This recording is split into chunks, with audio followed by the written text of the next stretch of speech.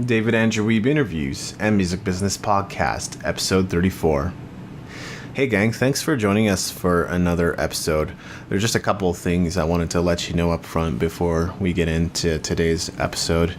And I've been considering doing a little bit of rebranding for quite a while, and I was thinking about doing a new theme song and a bunch of new bumpers. But, having now moved out of my house into a basement suite and having a consistent work schedule and all that kind of stuff, it's just simply more than I have time for right now. And besides which, I have some new projects coming out that are also podcast related. So I just thought, for all intents and purposes, I'm going to keep this episode fairly on the minimalist side and possibly future episodes as well. And I guess that'll be kind of our way of rebranding, is just going a little more minimalist, which some other podcasts are going that direction too. So maybe that's not such a bad thing. All the announcements that I used to make with the bumpers and so forth, I can pretty much sum up very, very quickly now. And that's because of some of the changes that have taken place. So you can now access the podcast blog from dawcast.com. That's DAWcast.com. So no need to enter long URLs anymore. And also you can find affiliate sponsors and so forth simply by going to the resources page on the website, which I have done a little bit of redesigning, so you can easily access all that information from dawcast.com. So without further ado, here's episode 34. Welcome to the show. We are your hosts, David Andrew Weeb and Anna May Alexander. This is episode 34 of the podcast. We are not recording in the Red Flame Studios, are we? No, we're not. We're recording in my brand new living room. It's kind of nice. Yeah, kind of a relaxed environment, and you have a bird running around. That's a cockatiel. His name is Captain. He's the captain. The captain, yes. Yes. Well, the reason for that is, I moved, and you moved too, actually. Yeah, we did, yep. So we both completed a move around October, November-ish. I moved December 1st. It was awesome. December for you. It was really great, the snowstorm, having trouble pulling the trailer through the snow, people losing fingers due to frostbite. It was a good time. Yeah, it was great. I do consider myself fortunate in that regard because the weather held up pretty well. I think It ended up being a 2 or 3 day operation, something I was expecting to be able to do in one day. Not happening. It never works out that way. No, and there was quite a bit of packing in advance, even if not for that. So yeah, it was fun to help.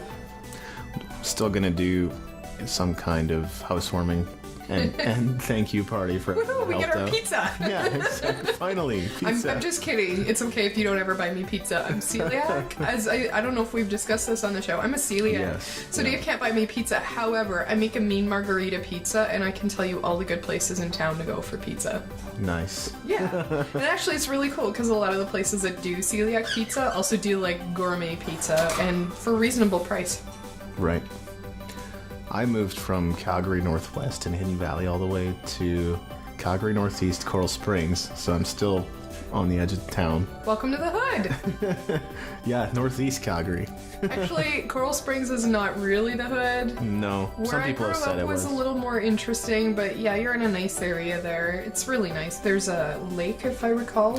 I believe so, yeah. There's like a recreation center, and there's like a huge field in the center of it. Yeah, and you're close to the Northeast, the new Sportsplex as well, the Northeast Sportsplex. And I'm actually pretty close to my church now. Awesome. And Sunridge Mall and so forth. And actually, if I would be a little less lazy, I can get there. The bus goes straight from here and stops at the new church. Yeah, so maybe we'll do some recordings over there too. It'd be awesome, yeah. It's no more of a home studio than this place is ultimately, so... Yeah. Well, things change, and it's not necessarily a bad thing, and it doesn't mean we can't record music. How many bands have gotten together and rented a house, and each person records their thing in their room, and they all get together and lay it down. I think Soilwork, oh god, what album was it? Came with a CD that showed how they put together the making of this album, and they went out to this beautiful, I wouldn't quite say Victorian, but old school house, with a dome in one room. It was really neat. on the side of a lake. I'm pretty sure it was soil work. And there's a bunch of guys, metal guys, you know, having a good old time. And it was like the most beautiful setting to do an album, and it turned out amazing. So. Yeah.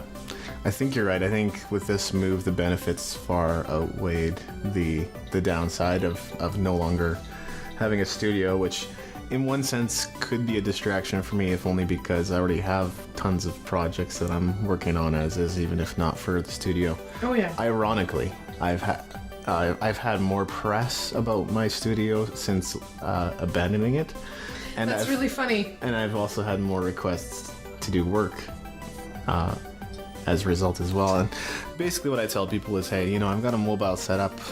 We can pick our room, which is actually kind of an advantage. If you can find yourself a nice acoustically pleasing room, there's no reason why I can't show up there and you can show up there and we can do something together, right?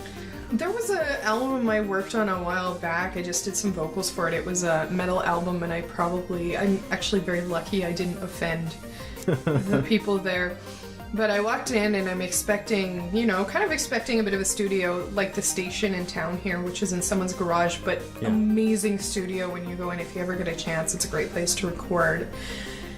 And it's somebody's living room that happened to be acoustically awesome because it's one of those houses, it's a duplex with the really long sloping roof that starts in between the two houses and slopes to the sides. So it actually goes, it's not quite vaulted, but it's quite a bit of room up there to make the sound spin if you want to. Other singers will know what I mean. I sound a little weird when I say, you make the sound spin. It's so spinny. And I walked in and there's these couple guys just sitting on the couch, you know, with their guitars in their lap, and I'm like, cool, where am I recording? Actually, just come right over here, which is a little nerve-wracking for someone like me. Yeah. But yeah, it was a great place acoustically to record, and you know, if you're gonna record something, it wasn't that bad. And the engineer we had was fantastic, so. Well, you hear about bands like, I want to say, Deep Purple and Collective Soul that did, you know, rent out a house or go into a house to record. In fact, if I remember correctly, with the Deep Purple album, the drummer was like way upstairs in another room, so they weren't even sure if they were keeping time half the time. And because they were, I think back then, right, bands recorded live more often than they did doing the tracking thing, and there were certain restrictions with that anyway in those times. But they were such a tight band that they could hold it together even if they weren't in the same room. Oh, I just found the bonus DVD trailer for Soilwork. It was on the Panic broadcast album. Go watch it. If I'm recalling correctly, it's been 2 years since the album came out, so 2 years since I saw this. It was really neat. I'm pretty sure they started with the drummer laying down the drum track, and then each person got, you know, the next layer, and it worked great. I don't see why not. Yeah. And the album does not sound like they rented a house. Well, and that's pretty the amazing thing about production these days. And something I've been realizing too is I'm using a condenser mic right now, but my intention is now to get a broadcast quality dynamic mic, because that way it doesn't really matter what room I'm in so much, especially for voice, right? I don't know how great it's going to be for recording instruments or anything like that, but for podcasting, I know it's going to be great. So I think a lot of these bands that are recording in houses and unusual locations are usually using dynamics so that they're not getting the room reflections and the sound of the room as much as just the sound of the voice or the instrument. What about the captain? Is the captain going to be an issue? Oh, he perked right up. Yeah, we will, the sound of that. We will definitely hear the captain on the podcast a little bit. A funny story for you. Thanks to my boyfriend Stefan here. He's sitting over there. He is sitting over there, and he's looking at me like, "Oh God, she just mentioned me on the podcast. What's going to happen?" This is a great radio. Yeah, he's sitting to the left of where I am, to the right of me. Yeah, in the corner. We stuck him in the corner. Poor guy. He likes to play music while I'm out at work. He works nights, and then he gets a few days off, and usually his days off are when I'm working, which kind of sucks for him.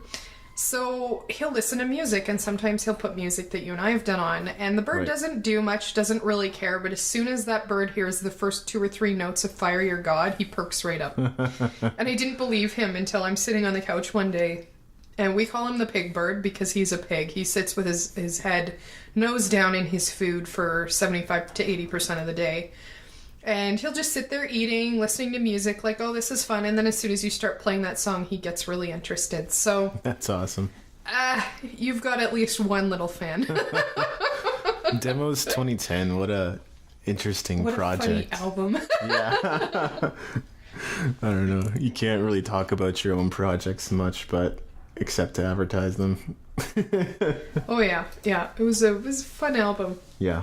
So I think for today, we got a couple interviews coming up, but we're just gonna take a look back at 2012 because it seems appropriate to do that now. We haven't done that. We usually recap every year. Exactly, and it's January, so. And we've been a little slow on the podcast lately. Well, it's been crazy. It's been really weird because it's not just this show. Like, it's been really slow October, November, December. Things haven't happened with Inside Home Recording either. And for very similar reasons that, this having troubles with the site, like I was earlier last year, seems to be going around. That's what I heard from someone local. I don't know how much weight there is to that, but it seems to be that a lot of, sites are kind of just getting hacked and... Yeah. Which is, the intent and purpose of many we got hackers. hacked, didn't we? I don't know if it was hacked or if because of the server upgrade and some other factors that it just broke the site, which can happen on the host side sometimes. I've never really had an issue since. There was one time I remember I was running movable type on all my sites, so I had to upgrade to the latest version on every site.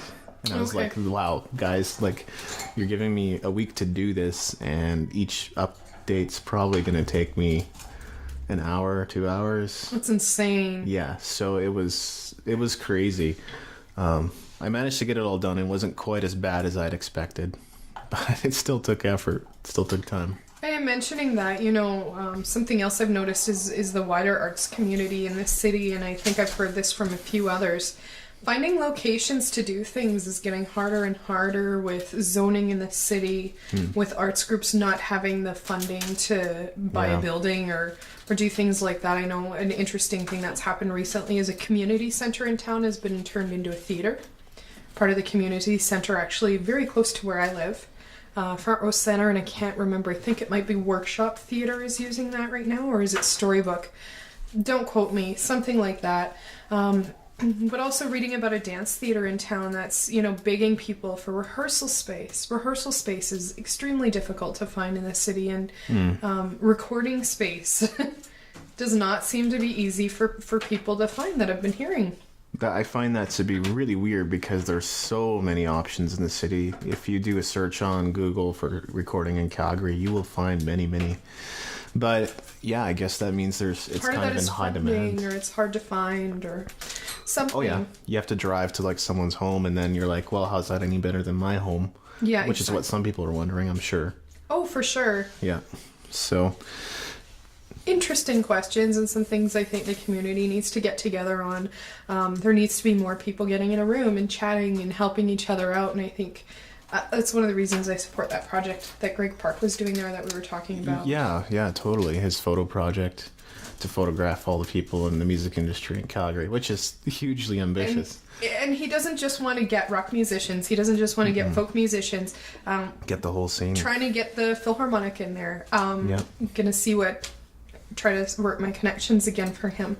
See what can happen. I mean, that'd be amazing to get everybody in a room at a gallery showing. Oh, what kind of music do you do? Oh, I play violin in the Calgary Philharmonic. Oh, cool, I play in a grunge rock band, or I'm in a folk band, or I'm in a metal band. Like, awesome. Why not? Jazz musicians. Oh yeah, why not? I know for sure he's photographed a gypsy jazz musician in the city, so why not? Get everybody in the same room. Absolutely.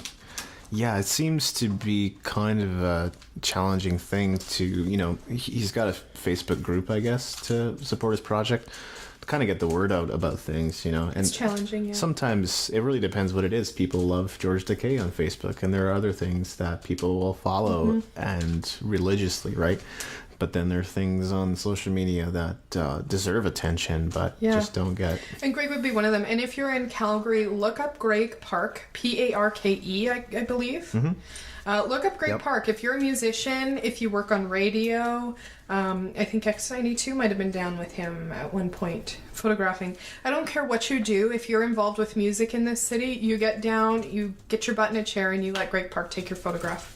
Him and Keith both do really cool things with Keith Scrackens? I can never say his last name properly, but Keith is a great guy. I think his name on Facebook recently changed to House of Scrastons. Like, sort of to sound like House of Scrastons, I think. I could be wrong. House of. Yes. Look those two guys up. They're fantastic music photographers in Calgary.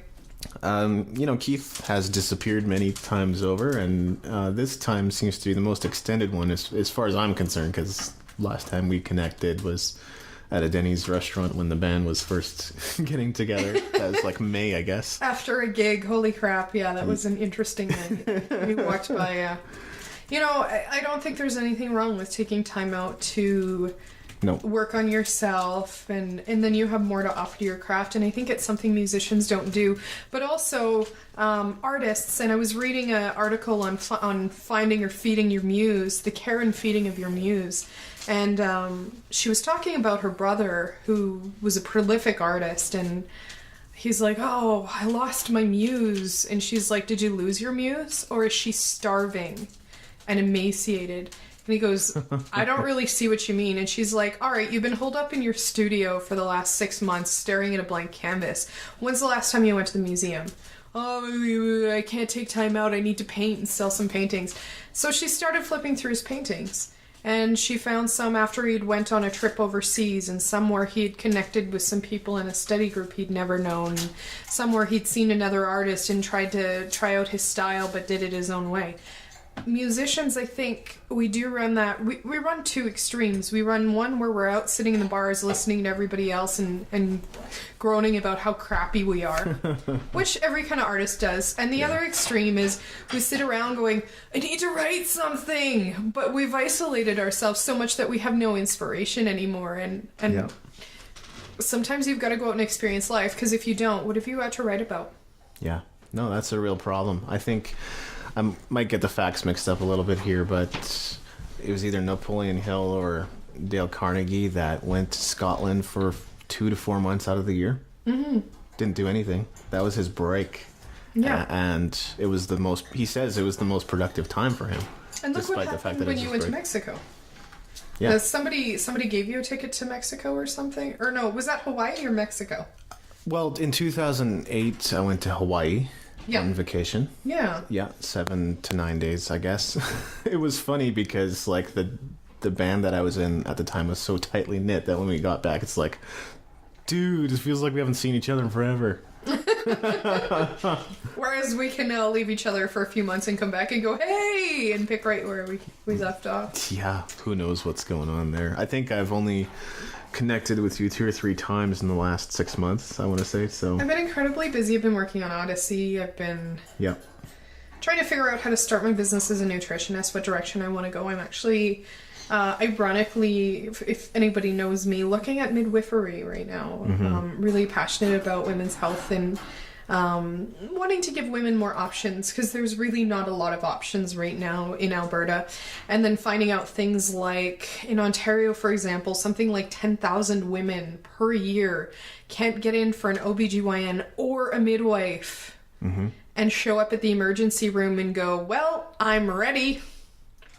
In Alberta, something like, oh God, I can't remember the statistic, but a number of women who try to get a midwife just don't ever get them.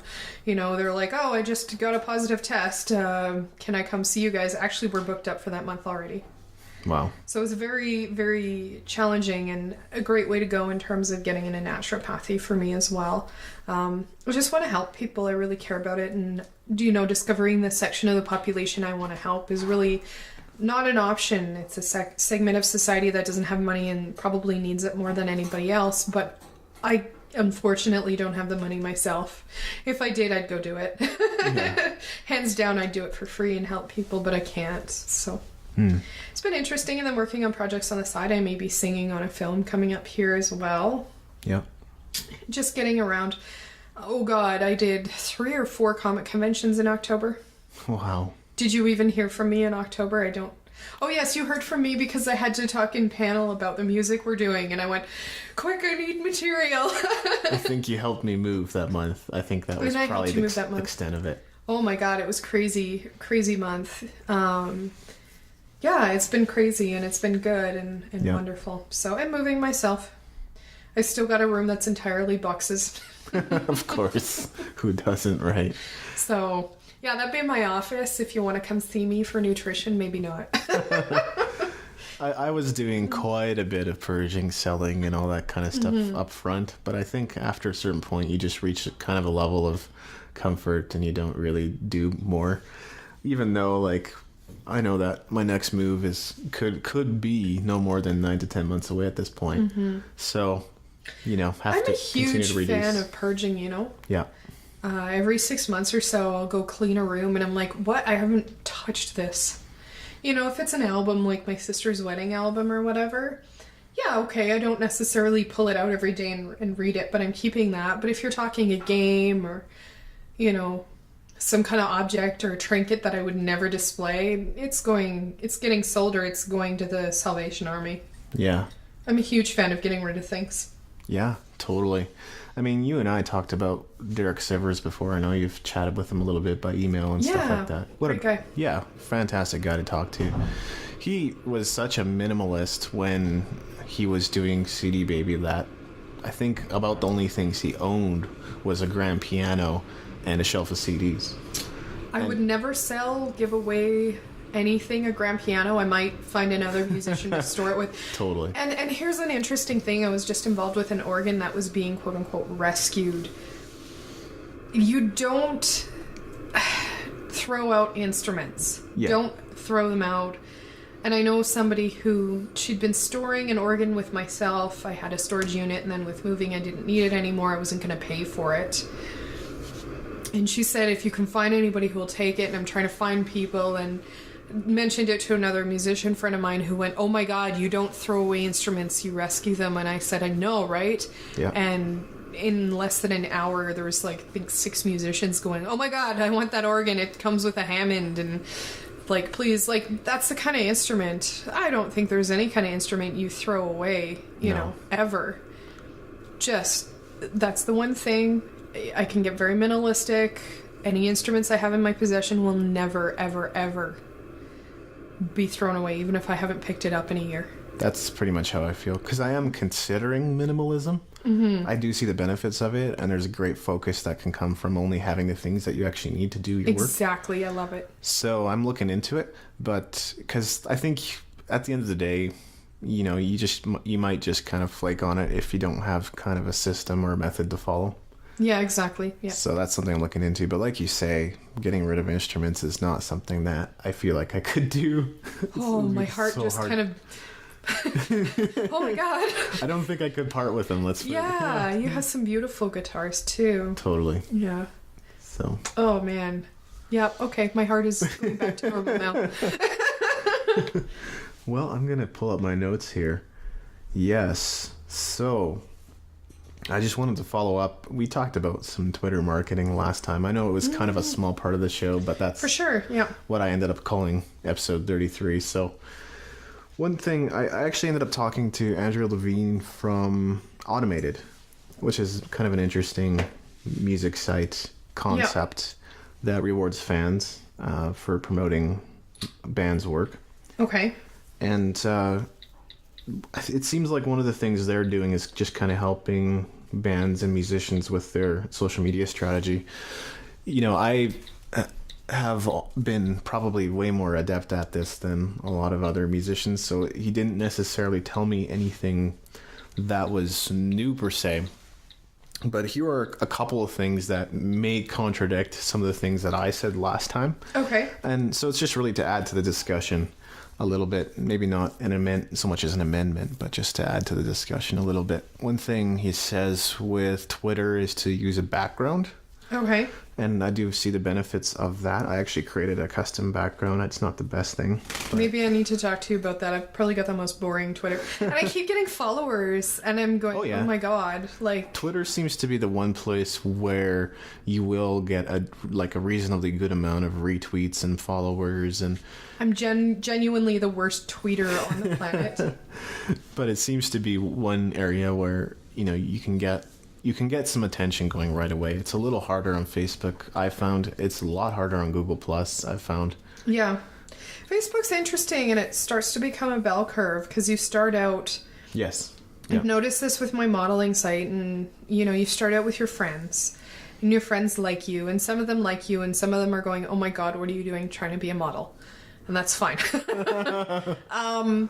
And then you get a few more friends, and then people who know your friends. I know a lot of photographers and other models go, "Oh, actually, she's doing some decent work." Mm-hmm. And then it goes a little further, and then you start getting people who notice you. But I'm only starting to get more likes, and it's been, oh god, a year that I've had that page. Yeah. And I'm starting to get likes outside my circle. Twitter... People will just follow you every couple of days, I'm guessing. There's certainly people who follow you to advertise, and that gets aggravating. Some people are. I'm sorry, I'm really not going to click your link for your whatever. Usually it looks like a virus. That's Yes. the word I'm looking for. Usually it looks like a virus. And I'm going, I'm not going to follow you. Yeah. It seems that there are certain accounts that have been taken over by bots that are spamming people, and Aggravating. it seems to be that it's just because of neglect. Oftentimes the Twitter account hasn't been used in a while, so a band will you'll start getting direct messages saying, "Hey, why did they catch you naked at the show the other day?" or whatever, and a link, right, which is a virus. Oh yeah, what show? I wasn't there. Yeah, exactly. Or this video or whatever. It's like you kind of know that already, that they probably don't have anything besides a virus there. And so I think one thing bands should just do is, make sure to update your Twitter if you're going to continue using it. Also update your password so that, any security breach there is just, that nobody could just crack it right away.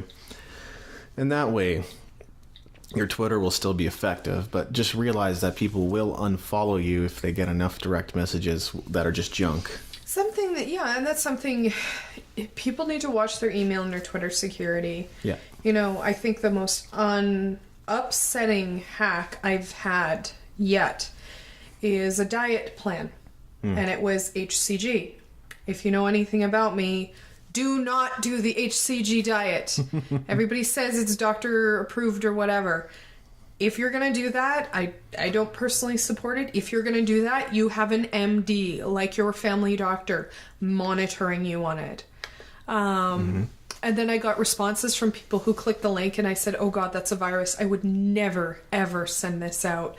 And people going, yeah, I tried it. I lost all this weight, and then I gained back double. And people that I knew had tried the diet who were like, yeah, well, glad you're interested in it.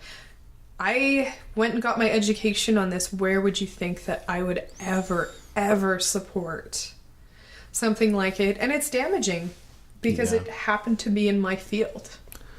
One thing I've been reading recently that really kind of interested me, it's in the book, The Game of Work, but basically it's about setting goals and to always set positive goals. In other words, quit smoking is a negative goal, but the author suggested to his colleague, instead of quitting smoking, why don't you set a certain number of smokes that you have to smoke, like a certain number of cigarettes that you have to smoke every day, reduce that number by 1. And so it's a positive goal. And so by the second or third day, he's already ready to quit, right? But the author just advised him, keep reducing by 1 every day. Well, Stefan, and I do that with a lot of people, and that's an interesting one, smoking. A lot of people don't succeed the first couple times they do it. You actually get better at quitting the more you try, according to the studies I've read. I'm not an expert in smoking. I'm not a doctor. Me either. Flat out. Stefan has quit a couple times, and he's like, okay, as soon as I'm done this pack, I'm done. Right. And he's like, that probably doesn't work. it actually does for a lot of people. Either a lot of people find going cold turkey is the way to go with smoking.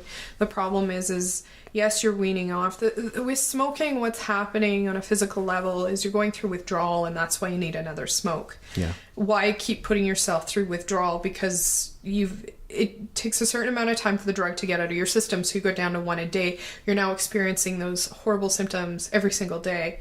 He just kind of looked at it and ended up throwing his cigarette pack out. He's like, not even going to finish this. Why am I doing this? Right. And threw it out, and actually hasn't had a single cigarette since.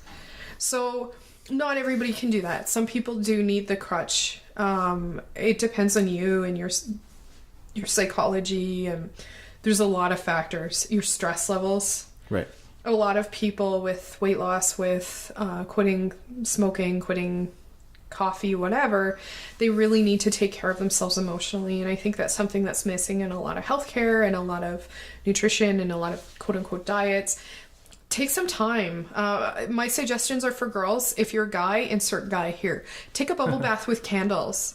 Take some time to go meditate. Write in a journal. Go do something you want to do. Yep. Forget, and it's something that's very common with a lot of women, is we have this sense of duty. Oh, I can't go relax. I've got to go make dinner for my husband or my boyfriend, and I've got to do the laundry for both of us. And oh God, someone needs to vacuum. And oh my God, I haven't, looked at the stairs in a week, and there's a twist tie on the stairs. I need to go do that.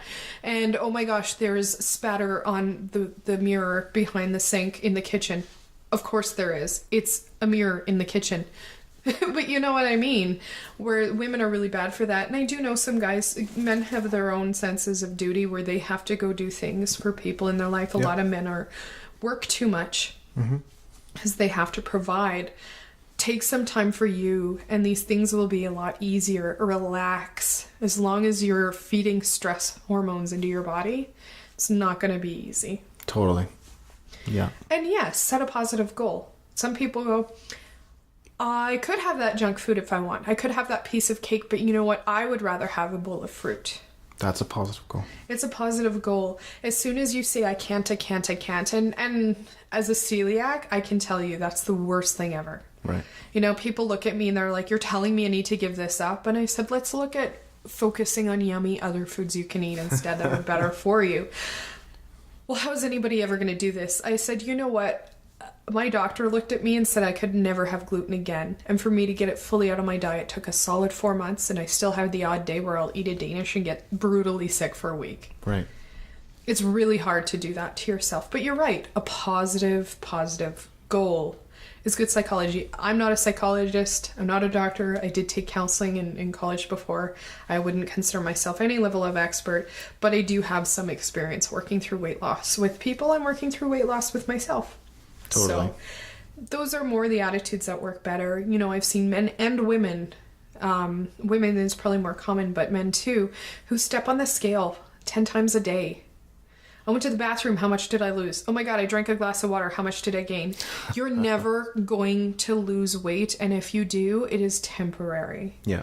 Because we have this terrible culture in North America of blaming and shaming when people are overweight or obese or addicted to drugs or whatever, and we don't stop and look at why. This is a coping mechanism. For a lot of people, fat is a shield. It's a coat that they put on to protect themselves from the world, whatever. And I've been listening to Dr. Gabor Mate a lot lately, who's an excellent psychologist. If you have anybody in your family with addiction or attention deficit, or even he wrote a book called When the Body Says No, which is where you start getting sick because you have too much stress. And as a musician, you need to think about that. You need to think about what your psychology is doing to your body, because your body is your livelihood. As a musician, you need to think about how what you're going through emotionally is going to affect you physically. Take care of your body. You're on the road, McD's 3 meals a day. You're not going to have a good tour. Nope. Oh, I've heard of those tours. or if you're booking too many shows back to back. I've done tours where I've done 17 shows in a row and 4 days off or 1 day off or something stupid like that. And I slept the whole time when I wanted to go see San Francisco or something like that. Yeah. Please think about the stress you're putting on your body and how it's going to affect your art. Yeah, absolutely. And to a degree too, I think you just gotta gain a little bit of self-confidence and know who you are. I know, like, personally, this is the frame that I have. It's what I was blessed with, and so, I work out five days a week. Excellent. And that combined with diet, if that doesn't take off and shed all of the little fat and the pounds and tone perfectly, I'm okay with that. You know Yeah, what? exactly. I'm putting in the effort. I'm putting in the time. I'm caring about myself, caring about my future, exactly. my health. That's the important part, really. And I'm not a doctor and I'm not a researcher, but I've also read studies where a few extra pounds is protective. Mm-hmm. If you slip and fall and you've got zero fat on your body, which not saying that's impossible, but if you don't have enough fat, you're gonna break a bone. Right. This is there's a couple different problems when people age, but it is one of them when seniors age, is they slip and fall and there's no protection.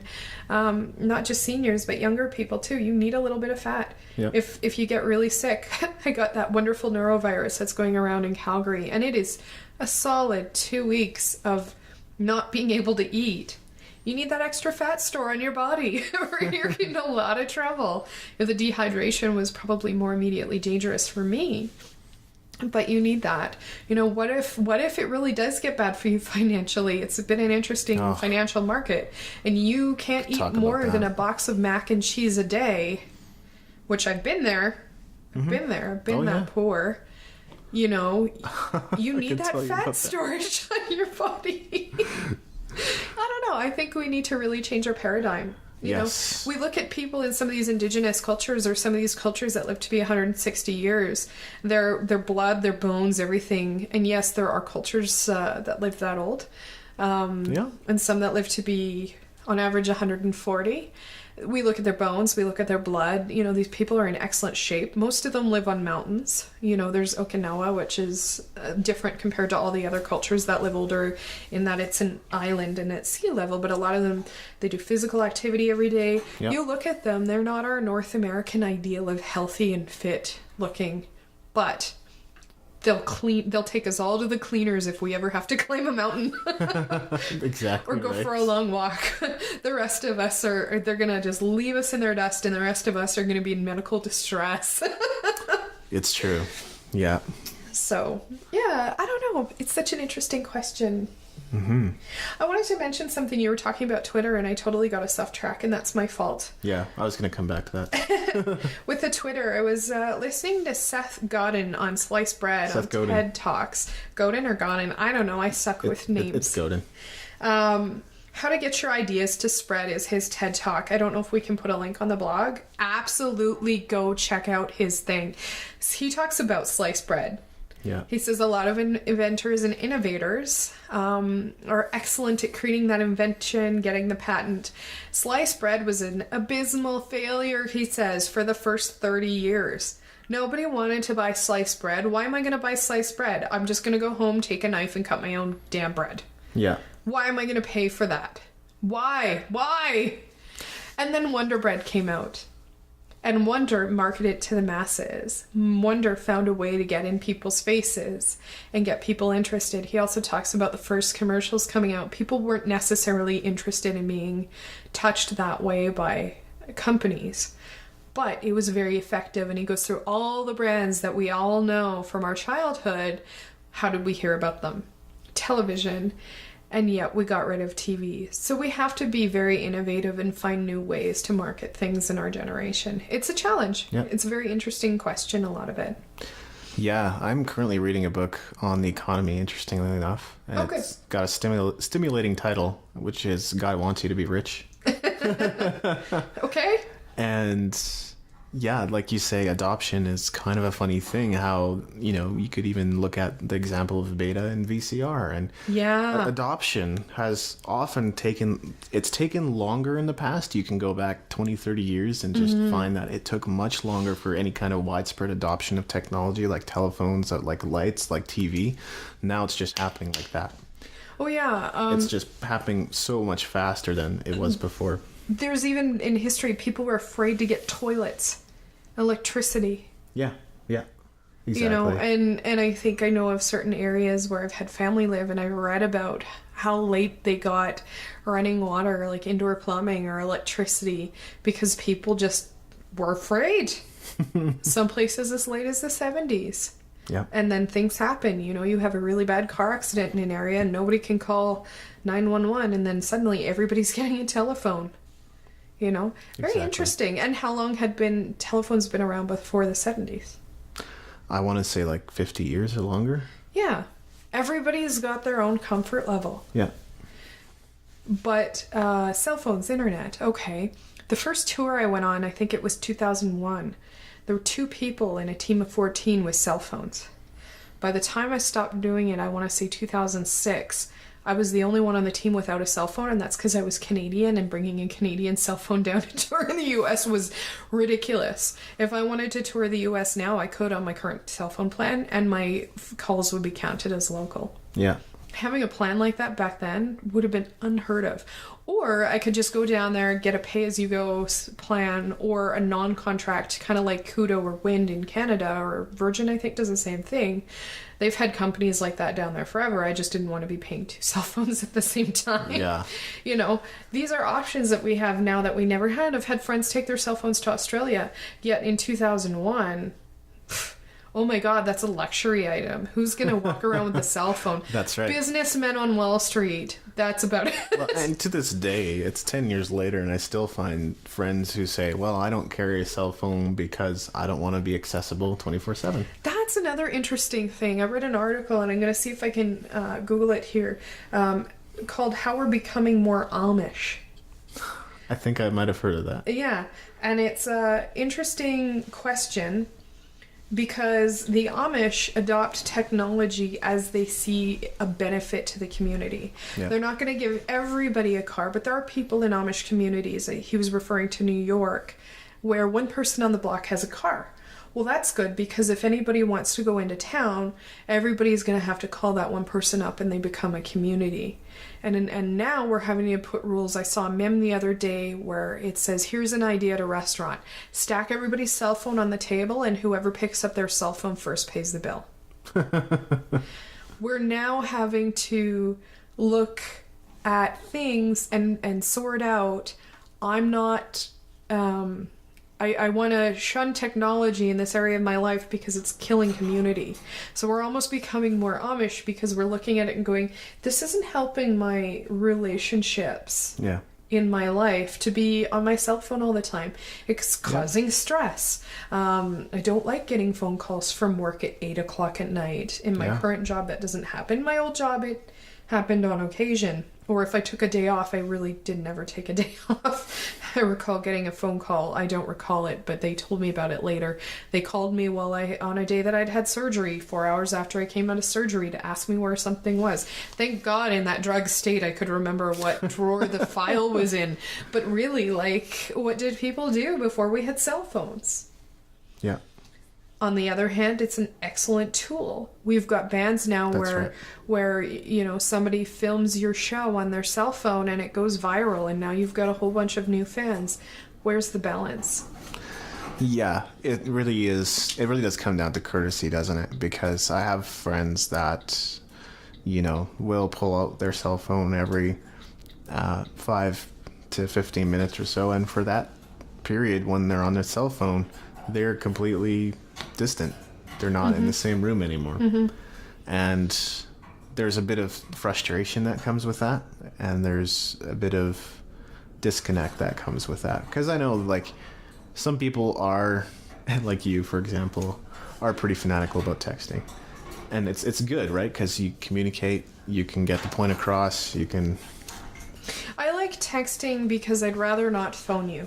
Right. If I want to talk to you, you could be driving. Yep. You could be with a new girl you just met. You could be with your mother working on that relationship. Yep. If I send you a text, this is why I like text, you can ignore it. Yep, totally. If you want to text me, I can ignore it. I prefer people text me. If people call me, now I have to look, is this my mother calling me? And that's very important. You know, and this is another reason I've been a little hard to get a hold of lately. My father had 2 heart attacks there. The day of the presidential election.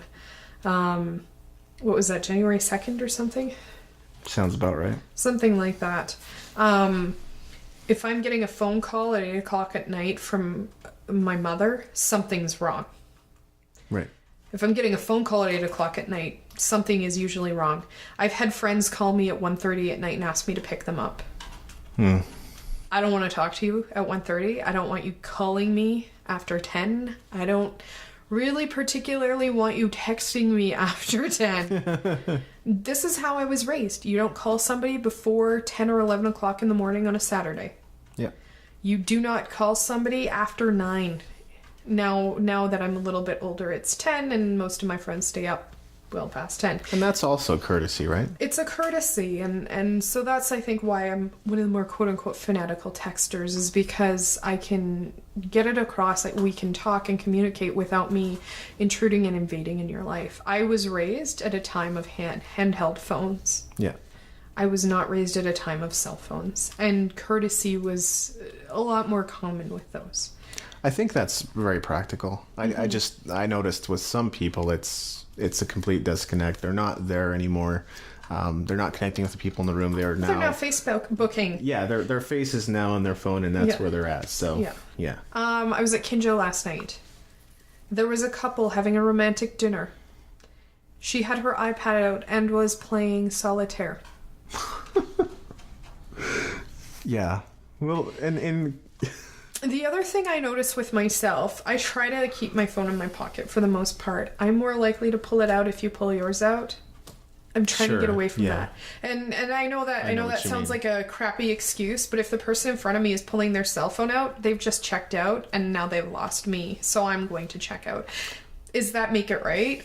Absolutely not. But I think it's also a subconscious thing. It's like one person is looking at their phone and all of a sudden everyone's like, oh yeah, I guess maybe I should check my messages.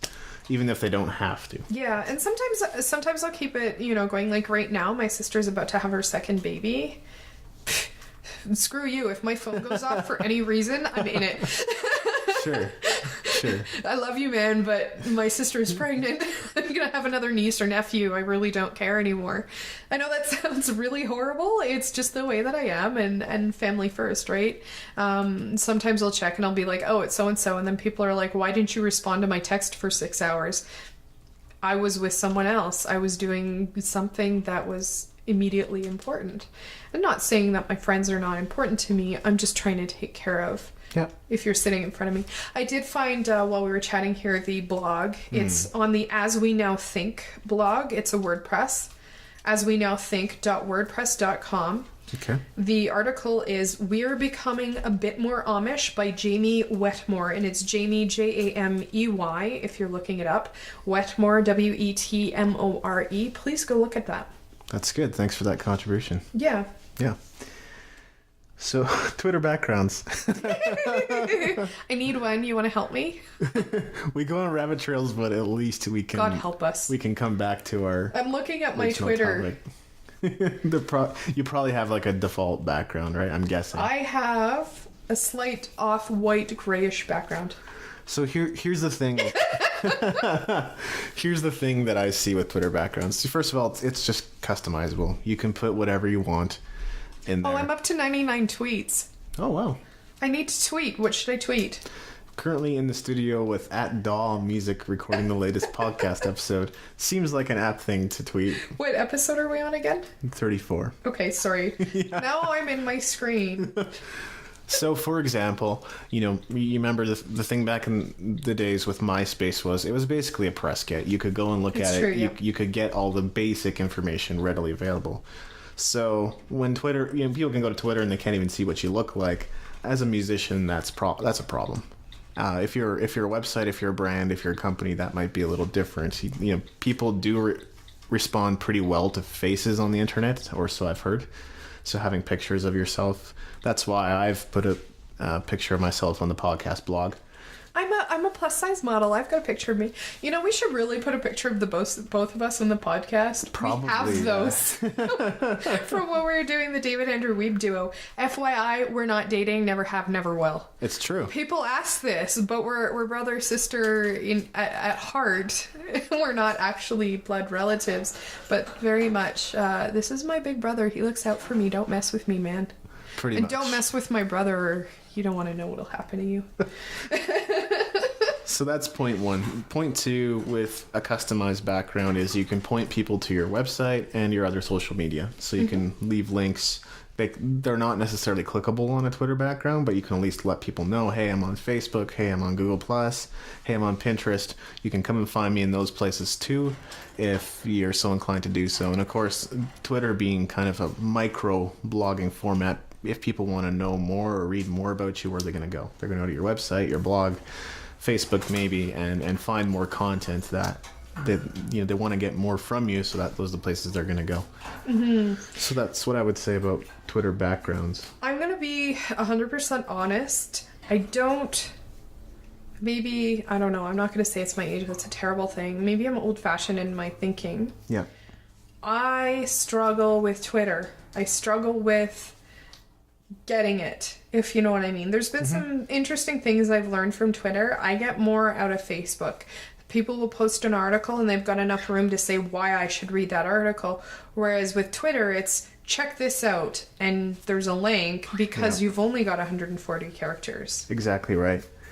Yeah, for me too, it has kind of quickly become kind of the central space for new content that comes out. So I'm almost always pointing people to other links rather than trying to deliver, even though it's important to trying to deliver like really in-depth quality content on Twitter, because you can't. You'd have to do like multiple tweets to even get your point across. Exactly. It's challenging. It's really challenging. I think the more you use it, I think the more you use it, and because it's for, I mean, at the most basic level, you should probably be referencing people as often as you can. That's going to keep conversations going. So you do at mentions. I don't like you blah blah blah, and a lot of people do that on Twitter. Drives me bonkers. I've got a couple tweets like that to make things fit. Yeah, that's my pet peeve with it. I agree. I grew up with proper English. I did not grow up texting.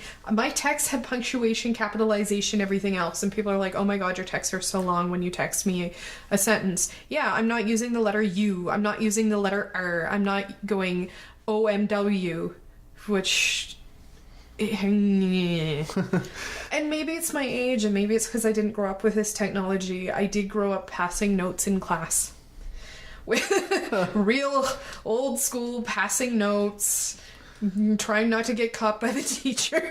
I think there are mediums where it's appropriate, like gaming. If you're text chatting with your group and you're doing raids on a mission or whatever and saying OMW, great. I don't do that anymore myself. I don't play games that much, but yeah, Twitter is probably not the place for short form unless you absolutely have to, which in some cases I have. But like I say, once in a while to make the letters fit. But I mean, if you were to look at my tweets, you'd probably be like, good grief, woman. Does she not have this figured out? So yeah, using 140, and that's always been the question with Twitter. How do you use 140? It used to be, what are you doing right now? But if you post a lot about nobody I'm in the bathroom taking a crap. Nobody even gives a crap. I don't want to know. Yeah. I don't want to know. So it's really quickly become like, how do I promote my content? How do I engage with the people that are on there? And you have to kind of join in the discussions, and you have to use hashtags and include keywords and I'm going to flat out admit I only figured out what a hashtag was very recently. Sure, I could sit around reading what's Twitter, but Facebook is already doing it, right, to me. Yeah, and this is where I'm probably losing out on a lot of different things. I'm going to get into Facebook as well. I don't think I'm going to be changing anybody's minds today, but there are some things that are kind of starting to bug me about Facebook, and I mean that's probably always the case because there's a lot of things that have always bugged me about Facebook. They change, the terms and conditions regularly without letting anybody know. The most recent one I heard was there's that background on your fan page. It's a cover photo they call it. So now with companies and brands, they're saying your brand name or text can only take up 20% of the space in that cover photo. It seems so arbitrary, but like Facebook's idea is they don't want people they don't want to make it like a blatant advertising space, I guess. So, but it is a blatant advertising. I would, contend that as well. Good grief. What else is social media for nowadays? I mean, it's for entertainment, partially, because people like George Takei, Guy Kawasaki, there's definitely people that created followings that, are, I mean, they're clearly there to engage people and to find content that's funny and interesting for them. And so, they call that content curators nowadays. Mm-hmm. People who go and find stuff. I like Facebook, I think, because it's more, and this is why I like it over Twitter. Twitter I'm not finding very personal, never have. With Facebook, I hate the advertising, I hate the privacy things. There's a reason I don't have any actual photos of myself on Facebook, except my model page, and that's completely separate from my personal life. Yeah. And people think I'm weird that I won't let them tag pictures of me at a party.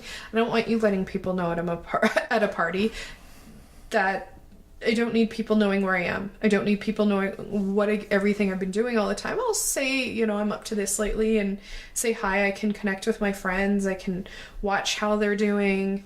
I like it because it's more of a place for me to connect with the people I love. Yeah. I don't find Twitter is working for me there. Twitter is a place I feel, I mean, let's just delve into a couple examples here. So with Toon City Twitter, one of the things we do obviously is interact with artists. Mm-hmm. But also, we have a blog. And so with the blog, we'll definitely try to pass on credibility where if a blog post was written and it referenced these articles, reference those people, pass off credibility.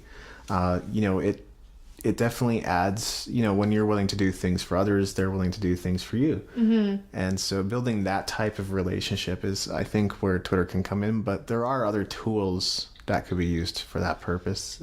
Yeah, the immense popularity of Twitter is pretty surprising. I don't think you could be in a band and stay off it right now. I just don't think there's a way. It's true, and it's a very...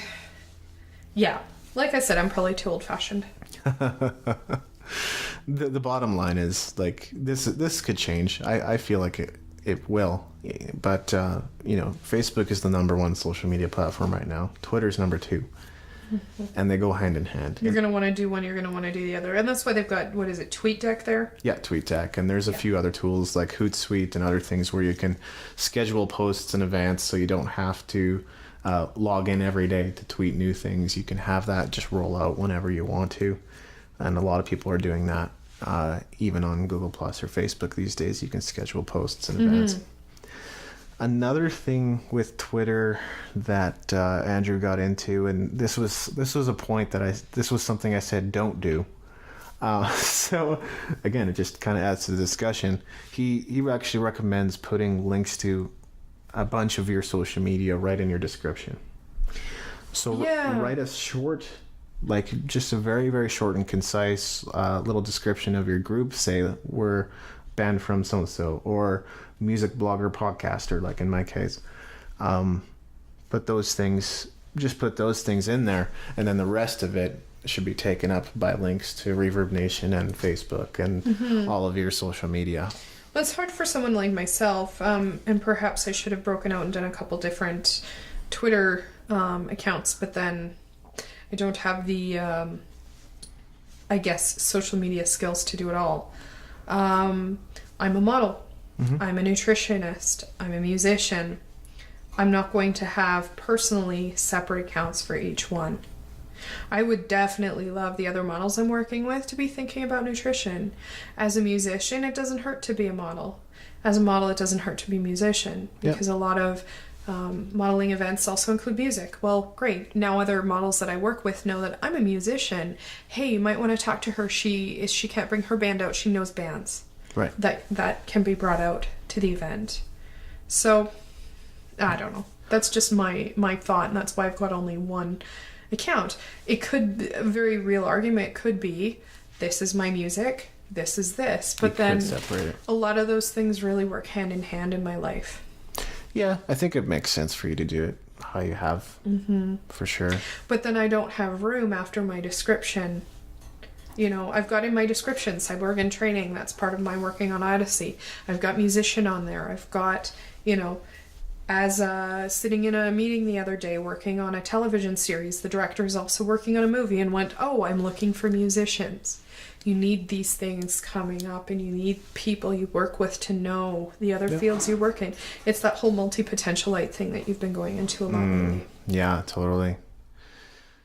Yeah, with regards to Facebook, and even with Twitter for that matter, I have so many accounts that I can't necessarily manage Properly. Yeah, it's frustrating. As a one person, and like I can schedule posts in advance, and I have done that this year, so like on a weekly basis my Facebook pages will get updated, and that's good and all, but yeah, you can definitely reach a point of overload. There's no question. So yeah, basically Andrew contended that when I asked him, don't you feel that posting too many links to outside social media is just going to drive people away from your Twitter page? And his contention was that if people like you and they like what you're posting, that they're more likely to go to your other places and follow you there as well. That's hard to say which is which, but the link, I don't know. The link thing could be said either way. Right now I've got my music linked.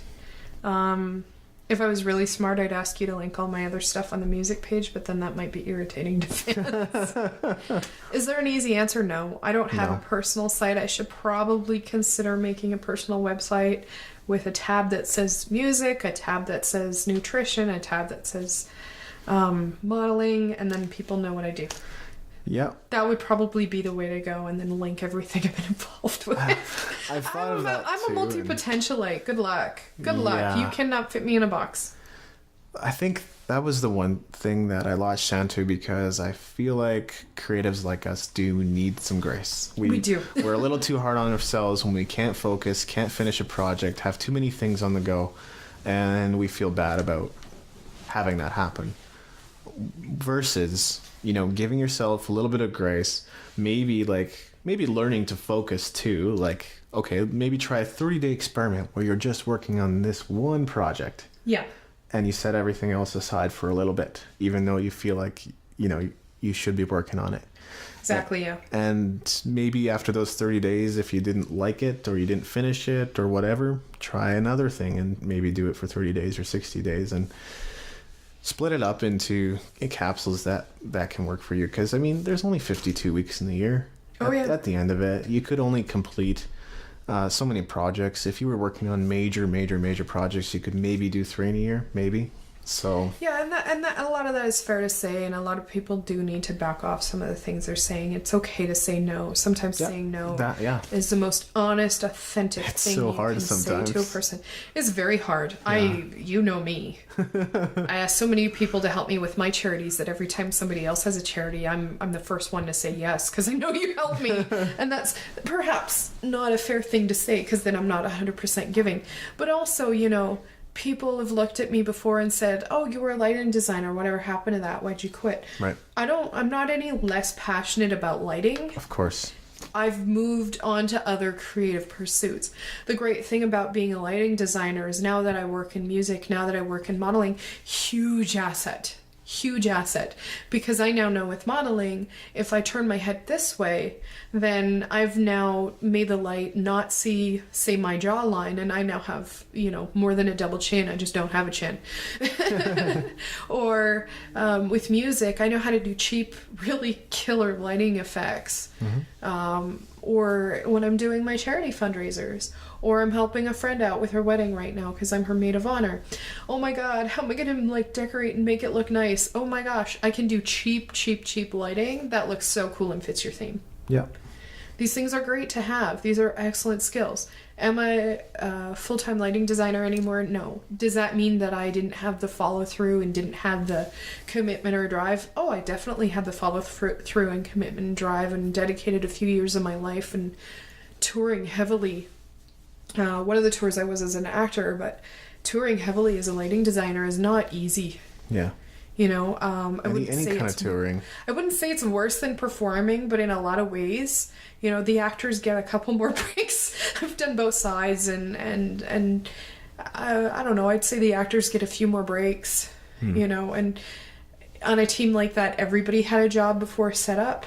So certainly with larger events and touring. You know, we're smaller kind of scale musicians.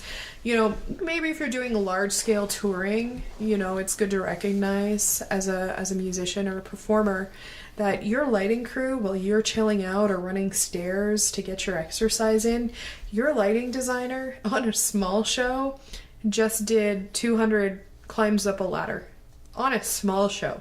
Yeah. Plus they ran around with gear. Plus they ran around laying cable that weighed 50 pounds.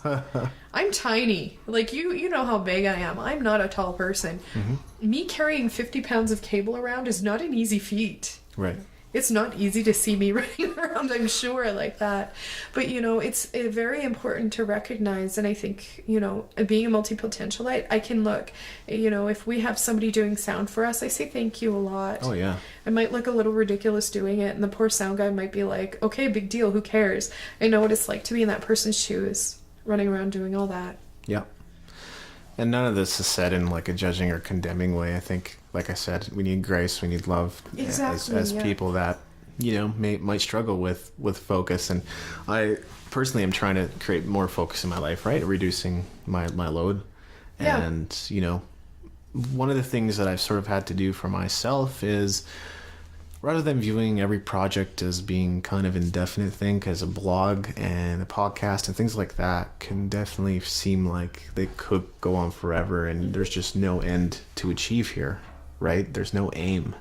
So I've had to kind of change my perspective at it and say, there is a finishing point for all this. Mm-hmm. And that has helped me tremendously in the sense, like, I know there's still a lot of work to go into it, but there's going to be a point at which I will have completed what I set out to achieve with, you know, AS Movies and Games, which used to be Arctic Sunbird, my video game movie site. There'll be a point at which say I'm done with that. Yeah, and that's fair. Yeah. It doesn't mean that you don't have follow through. It just means that your interests have shifted. Right. Does not make you a bad person. Priorities have shifted. It's an interesting change that's happened generationally, and it's something to look at, right? Yep. Our parents' generation decided to make a career shift halfway through their career, and that was bad. My dad worked at the same company for, I think 25 years or something, and then he shifted into becoming an entrepreneur. At the time, that was kind of the beginning of when people started shifting careers. Then I remember when I came out of high school, they said on average our generation would work 4 different companies in their lifetime. People used to work 1. You look at it now, they estimated our generation would work 4 companies. You know, your starter couple of jobs, and then you're in your career now. How's that working for our generation? There's, you know, and there is probably have 12 careers, right? There's at least, if not more. Yeah. And I wouldn't say it's a social decay, but there has been a decay in worker-employee relationships. There's a lot less loyalty going back and forth. You should not be pegged into a career. You should not, and it's something I do struggle with, loyalty. I'll stick in a job a good 6 months to a year longer than I should, because I feel very loyal and I very much care for the companies I work for. That's a rare attitude in our generation. Oh, they treated me like crap, I quit. That's more the attitude you'll find. And why not? God, there are companies treating their employees deplorably. Yeah. Nowadays. Oh, yeah. There's a lot of companies that are. So there's some things to be said either way. Yeah, that person's interest might have shifted. That person may have finally figured out what they are genuinely destined to be doing. Yeah. A lot of people take jobs because of the money. Yep. Exactly right. And sometimes there isn't any more thought behind that decision. Sometimes you take a job like I did, working for an NGO because I wanted to help people and screw the money. Yeah. And then you get to an age and a stage in life where you're like, I need to be putting money away for retirement, and in earning $10 a day, there will be no retirement. Yeah. You know, I did a lot of cool things and I helped a lot of people, and it's cool to be able to look back and go, there are 2 wells in Sudan now because of what I did. And not just my effort, but the team I was working on. You look at these things and you're like, oh, but your interests and your attitudes, and as you mature, you become a different person. You're the same person, but you're not. Yeah, if you're in, you know, your 20s listening to this, your 30s will kind of put things a little more into perspective. They will, yeah. Happy birthday to me. I'm 30. You turned 30 and I turned 30 all in the same short period of time there. Yeah, so So it's interesting. Yeah, your birthday was on the day that I did the awesome fireworks performance. Oh, yeah, totally. Which, yeah, we didn't mention your birthday on the podcast, did we? I think we did. Did we? Okay, Yeah, cool. I think we did get Yeah, around to it that. is interesting. Even your late 20s starts to bring perspective. Some friends start having kids, some friends don't. Some friends Some start getting married. married. People get divorced, which is really shocking at our age. First few times it happens, and then you go, okay. But things come into perspective, and as a musician, things really shift. I do Really feel shift. like a lot of people don't put that much thought into things, and it sort of is like not really encouraged by the system we live in. Unfortunately, you go to work because you need money. And you were talking to Bob at the bar the other day, and he's like, "Hey, XYZ is hiring. Why don't you come on down here?" So you do. And that was about as much thought that was ever put into that job. Well, same yeah. with life mates, right? Like I think a lot of people do wait for the right person, so to speak, but at the same time it was like, well, we were in the same office in proximity, so therefore it made sense for us to. I've greatly changed what I've been looking for in men, and I'm really glad. That's probably good.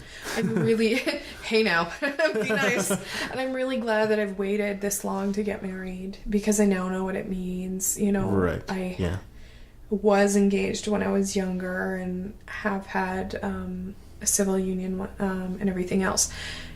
I think about it now and I'm like, oh my God, those people, I didn't know enough of who I was. And I would say I'm still learning who I am. And I'd say knowing some of the awesome older people I know, women, for example, in the Philharmonic. The Philharmonic's great because you've got 20-year-olds and you've got 80-year-olds in the same chorus.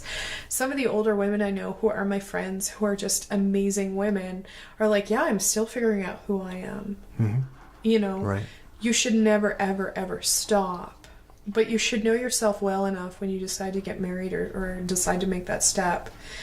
Because if you don't know, how do you know that you're going to be able to take care of that other person emotionally? Absolutely. It's all very interesting. There's a lot of neat things to be exploring at our age. And another thing I've been hearing, I had somebody who recently told me, my life is over, I'm 50, I'm never going to get married, I'm never going to have kids. I've met a 97-year-old lady who was really cool, who got married when she was 92 for the first time. And her husband died when she was 94, 95, and she said those were the best years of her life. And she said she wouldn't trade in the world that she waited until she was 92 to get married. She said it was amazing. She said, being a newlywed at 92, it was the first time I was with a man. It was amazing. I loved it. I was so happy. I would wait another 92 years for him. Doesn't mean your life is over. It's never over at 50. It's never over at 30. I've heard 30-year-olds say that. Are you kidding me? It makes me mad. You have not screwed up your life. Yes, going back to school is much more challenging, much more difficult. And that's another thing with the whole multi-potentialite question and with musicians and everything else. 20 years ago, a degree guaranteed you a job. Correct. Now, a degree guarantees you a spot on your parents' couch playing video games. Correct. Nothing is guaranteed now. The world is very much changed, and I think we need a new paradigm for education, which makes music, and especially as a classical musician, very, very interesting, because it used to be, and I say it's still very much that culture of, for your degree, you can be a classical musician. You don't have a degree, sorry, have a nice life. Yeah, I think you're spot on. The old rules of engagement aren't working. The status quo used to be that if you got a good education, got a good job, worked really hard, you could be successful. And you have to work hard to be successful. And now there's Justin Bieber. Yes. and that hasn't changed. Like, you still have to work hard to be successful, but it doesn't work the way it's been trained, because we're still, the education system we have today was based on a model of 100, 200 years ago. Yeah, and rules it are was changing. based on factory Rules are workers. changing, yeah. And, the bell rings, you go to work, the bell rings, you go for lunch, the bell rings, you go back to work, the bell rings, you're off of work. All of society has trained us to do this, and nobody's stepped in to say, oh, that's not really working, dude. Well, it's interesting you say that. I went to a high school that was considered quote-unquote progressive. Yeah. We didn't have bells. They were teaching us to get ready for the new world. Like, to be adults. It's the information age. There's no bells in university. There's no bells at your job. Very few companies would even use a bell nowadays. Right. You But punch that was in. the times. You punch in, you go. And yeah, there's a lot of things that my high school did that I've heard have been dropped. I don't know about the bell thing. But I remember going back and teaching some theater skills to high school students in schools that I didn't go to. Or even a music thing that I ended up in a high school, and I heard a bell and I went, okay, everybody, we better go. It's a fire drill. Because I didn't hear a bell in high school unless it was a drill. So I hadn't heard bells in years. It's very interesting, and I don't know, it's interesting. It's very interesting. We've got a very interesting society forming, and we need to make some serious decisions as a culture. Yeah, I mean, you can't always accomplish things of significance if you don't do something out of the 9 to 5. You know, it's kind of a funny paradox, because you know, if you can't do it in 8 hours a day, you're doing it wrong. But I think if most people really took a look at their job, not everyone, but a lot of them could probably do, if they were very efficient, they could do most of their work in 2 hours in a day. Which leaves 6 hours that are not productive, that you're still getting paid for. But if you could take that non-productive time and actually do something productive with it, there's no end to what you could accomplish. My current day job, because we're short-staffed, I need another 8 hours to get my work done. But you're the, well, I mean, I don't want to